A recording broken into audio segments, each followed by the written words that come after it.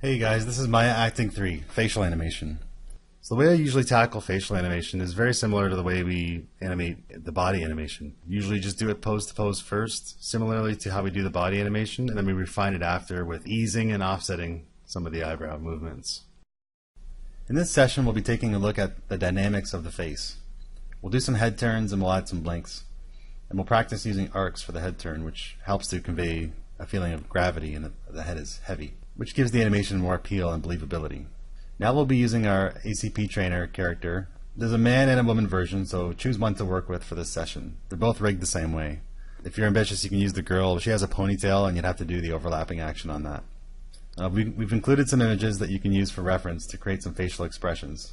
So what we'll do today is have the head turn and change expressions with each turn, and we'll do a blink to change the expression and in the eye direction as well. We'll just have him look in the direction that his head turns.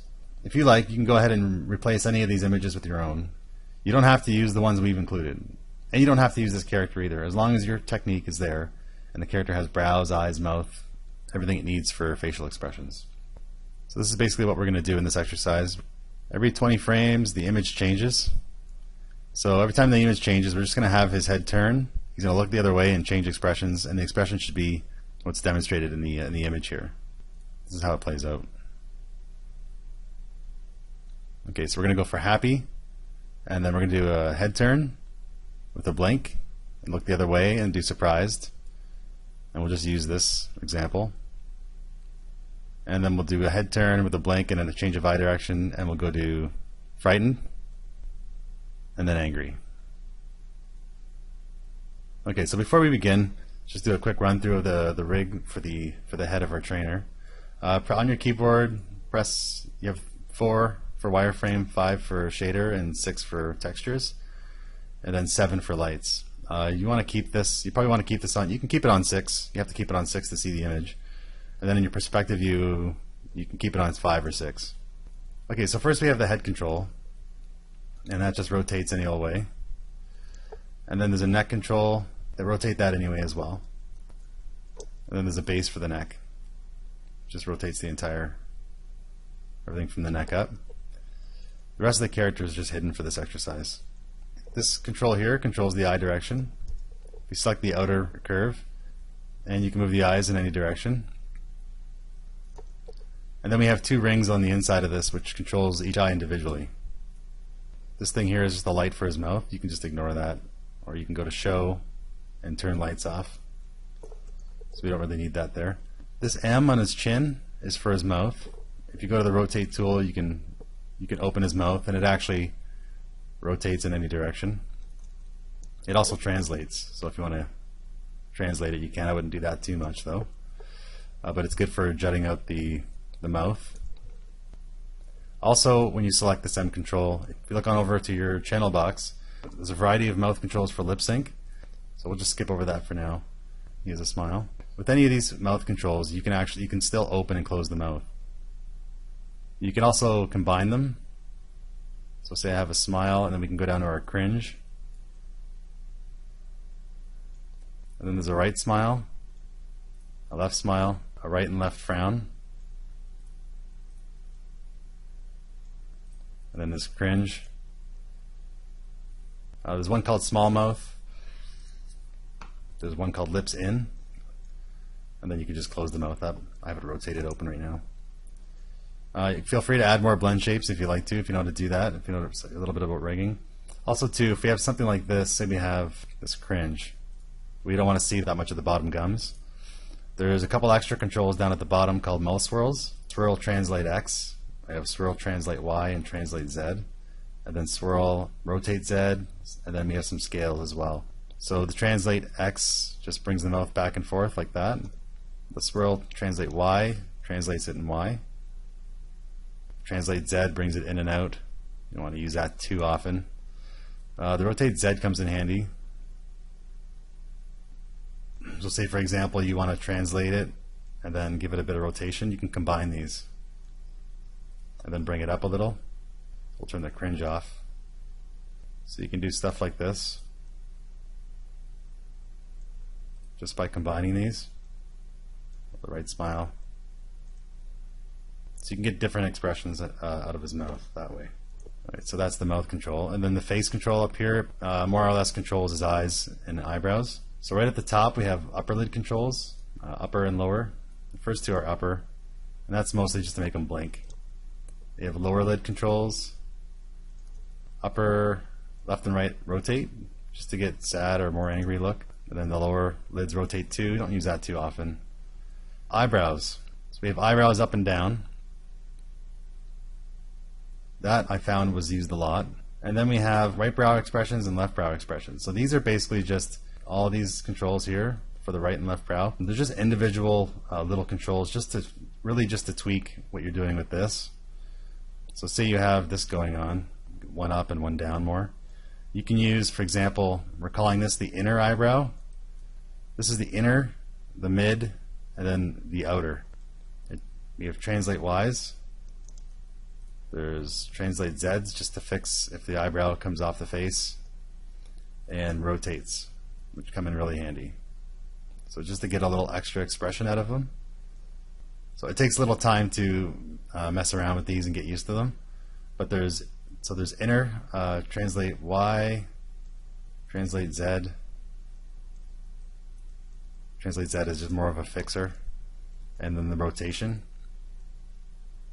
And there's ones for the mid as well.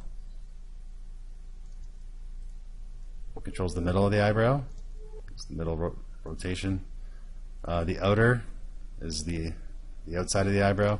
Don't use that too much really, because really the outside of our eyebrows really follow what the rest of the eyebrow does. So it doesn't really move too much. But say for example you did this and it goes inside the head a little bit, you can use the mid translate Z just to bring it back out. Alright, so there's a little bit of dynamics I want to talk about. So for things like eyebrows, we talked about posing in line of action. Something very similar with the face, that happens in the face when the eyebrows move around. And for character animation, it's really nice to get these fluid lines in the eyebrows. Something like that. When posing the eyebrows, really think about the fact that you'd be able to draw a straight line through the eyebrow poses as if you had a unibrow, right? In the example in our image, it might be something a little more like this, where it just arcs. What you never really see is a line of action that goes through the eyebrows that looks like that. That's your Spock from Star Trek, but that doesn't really happen. It's mostly S-curves in either direction, or there's C-curves that follow a line like this. And that's pretty much it. Otherwise the brows just move up and down. It could be something like this. If you have two eyebrows that are sort of in a sad shape, you would be able to draw a line straight through it like this. Or if you had angry eyebrows,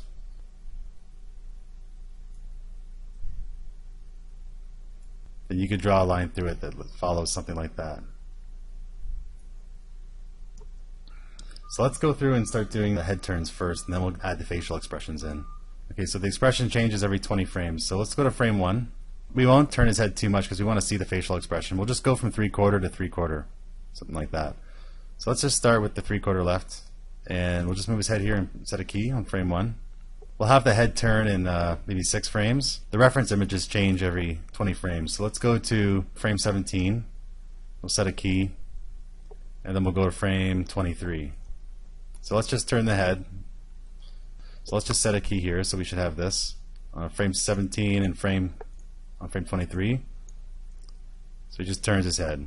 What we don't want to do when we're doing a character's head turn is have it turn perfectly straight like that. We want the head to appear to have some weight to it. So we want there to be a bit of a dip. Now the best way to track that is just to look at the nose, the tip of the nose, and just watch that with your eyes as you're scrubbing over the timeline. And you can see right now it just moves in a straight line right across. But what we want is for it to dip down. So we'll set a key right in between those two keyframes that we had set for the head turn. You can set a key there, and then we'll go to our rotation tool, and we'll just dip the head down a little. And sometimes it's even good to turn it a bit in Z, just so that it looks like the chin leads the turn. And we just set a key right in the middle there. Now if we scrub over that, we have a nice head turn that dips down. And if you watch the nose, you should see an arcing pattern. So what it does now is it just kind of goes down into a V shape. And that's because if we look in our graph editor, just sort of it eases, so it doesn't go down right away. So what we could do is we can break these tangents and just one at a time bring them up into something that looks a little bit more like that. And then if you scrub over your animation, you watch the head turns, keep your eye on the nose, the tip of the nose. It should follow a nice arcing pattern. And what you don't want is for the head to just stop dead like that. So what we can do is add another 4 frames or so, maybe 4 or 5 frames, and just set another key after that. And then you can add a bit of a settle. And we'll do the same thing for the rotate Y. So when we scrub over that now, and we have a nice settle after the head turn. So let's do the same thing for each expression. Changes every 20, so on 40 it's going to change. So we'll just go 3 frames on either side of 40 and set a key for the head. We can just turn it back to the 3/4.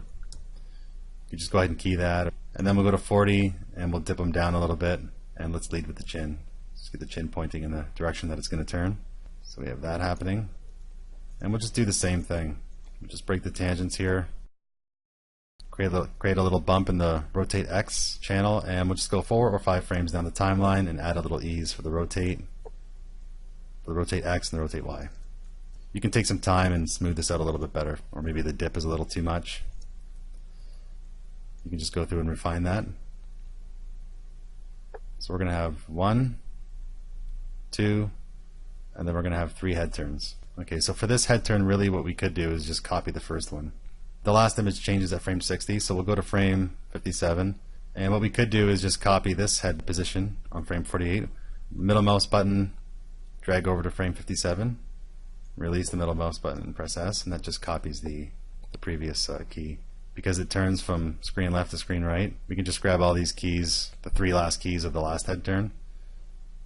So shift drag over them and copy, and then we'll go to 60 and paste those.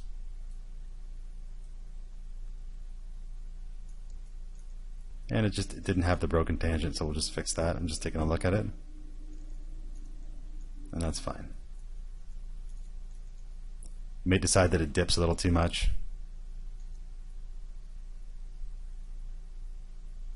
Or you might even decide you want to ease into the head turn a little bit.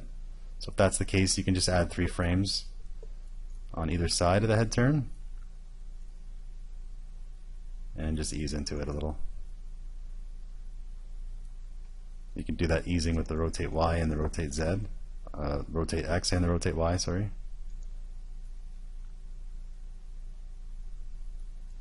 And I'll let you finesse that further. Alright, so now that we have our head turns in, let's do our blinks, and then we'll just focus on the facial expressions. Okay, so for this one, let's just have his eyes. We can just have him looking off towards screen left. So at frame 20, we'll change the eye direction, because that's when the image changes, and he's in mid-head turn at that point. So we'll just do that, and we can set these to stepped. We're going to blink for the change of eye direction. But you don't always have to do that. Eyes can dart and look around without a blink. At times, it helps to make the character look like they're thinking. But for this exercise, we're just going to do a straight shift in the eye direction. So it's going to go every 20, for 20, 40, and 60. We're just going to change the eye direction back and forth. And we'll just shift it over at 60 and just set a key. And if it's not stepped, just select it and go to step tangents. So what that's going to do is just have the eyes pop.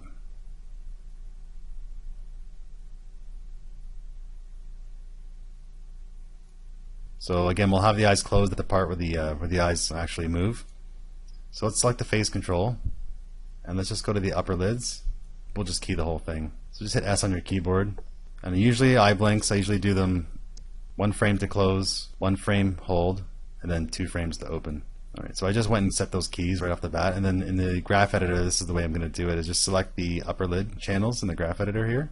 Just zoom into your key, and on our character, it just so happens that his closed eyes are 0.9. We're just going to select these 2 keys here, so this will be the closed. If you highlight your camera view and you grab these 2 keys and you slide them up, you'll see the eyes start to close. 0.9 is the right position for them to be closed. That works out. Alright, so now we have a blink. You can have it close in 2 frames. You can stylize your blinks a little bit, but you see what works. I find this works nice. 1 frame to close, 1 frame hold, closed and 2 frames to open.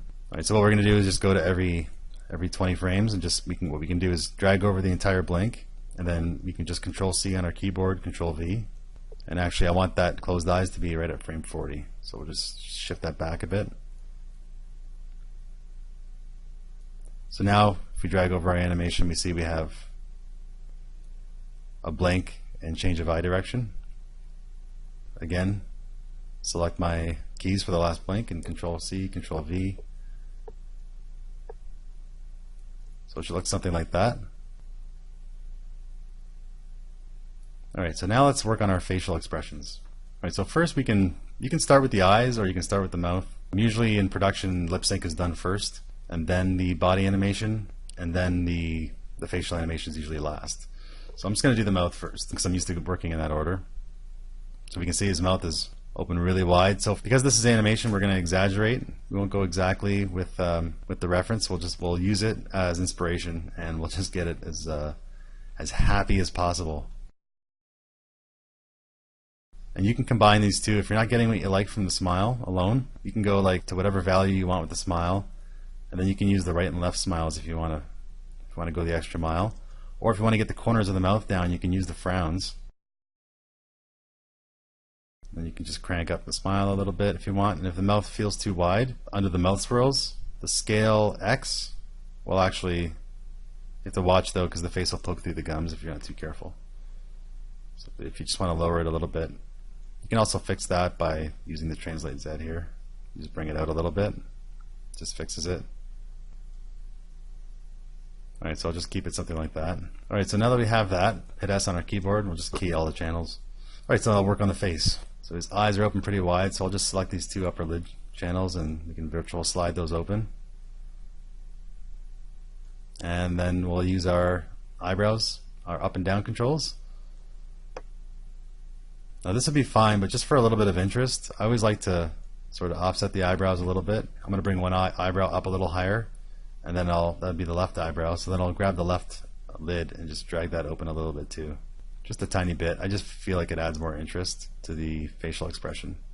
A big part of this exercise too is you're just getting used to this rig, but you have to take great care in your facial expressions, just as you would with the body posing that we've been doing. Alright, so let's just grab the face control and we can hit S on our keyboard to key all of that. Now you'll see we keyed everything else before, so it's going to move down for the blink. So what we're going to do is just hold down your middle mouse button on frame 1 and just drag over to our first frame of the blink and then press S on your keyboard. So that'll keep that facial expression. And then we go into the blink and you'll notice the eyebrows will pop down to neutral, and then we can set our next facial expression after the blink is finished. A good thing to do, a lot of people do it. I've seen it done in some productions and not done in other productions, but when a character blinks, a lot of animators will bring the brows down for the blink. Now they come down now because when we set our blinks we keyed all the face controls, including the brows, and they were at 0. They were just at neutral. So what we could do is go to our brow up and down controls in the graph editor here, brow up down. So we just see those 2. And if you don't want them to go back down to 0, you could just bring them up a little bit so that the brows don't come down so far on the blink. I think it's nice to bring them down. You can actually have them down for the 2 frames of the blink. You can have them actually come down just a little more and ease down. And then we'll set our next facial expression and we can toy with that a little more later. So again, for this expression, the eyebrows or the eyelids are going to be pretty wide. The brows, let's just exaggerate it. We'll just bring them all the way up. And then she's got these arches, but I mean it's mostly because she's a woman and she's got her brows shaped. And we're going for a surprise look, so I think we can just stick with that. Probably less of a smile. So we'll grab the mouth control and we can probably get rid of these smiles and the frowns. And already we're pretty close here. You can mess around with it a little bit and see how much expression you can squeeze out of it. I like to move the mouth up a little bit using that Translate Y swirl, just to see like the bottom of the top teeth a little bit, like she has here. And I always do that, even for lip sync and stuff like that, just to make sure we see that a little better. You can try the scale X, add a little bit of that if you want to, but I think this works out just fine. Okay, so I'm just going to key the face and then I'm going to key the mouth. Now the mouth was keyed at frame 1 and then we didn't hold it, so it's just gonna animate like that. So let's go to the first frame of where our blink is and we'll just hold the mouth. Select the mouth and it's 18, so we'll just hold the mouth up right up until frame 18. Just go to the frame that you want to copy middle mouse button drag over to the frame you want to copy to, release the middle mouse button, press S. And then we have, it'll gradually change over the blink and the head turn. Okay, so the next expression change, the brows do this kind of thing. You can see that he's in this frightened facial expression. Okay, so he's frightened, so this brow kind of, you have this sort of shape going on. Usually you could use that for frightened or sad. So it follows that. You can see his brow sort of does this arch, and the other brow sort of arches in the opposite direction. But if you draw a line between them, you could get this going on. So I would say like 90% of the time you should be able to draw a line that connects both eyebrows. And our last one, we'll just take a quick look at the brows. It's angry.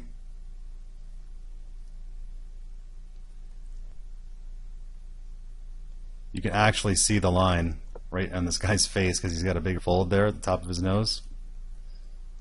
Right, so that'd be the brow line for him, the line of action through his eyebrows. So go ahead and set the rest of the poses. There's 2 more expressions you can do. It's fun setting these facial expressions, but the biggest challenge is just hooking it up with the blink. If you want to, if you don't like the way that I've done it, you could just select these blinks instead of keying the entire face control.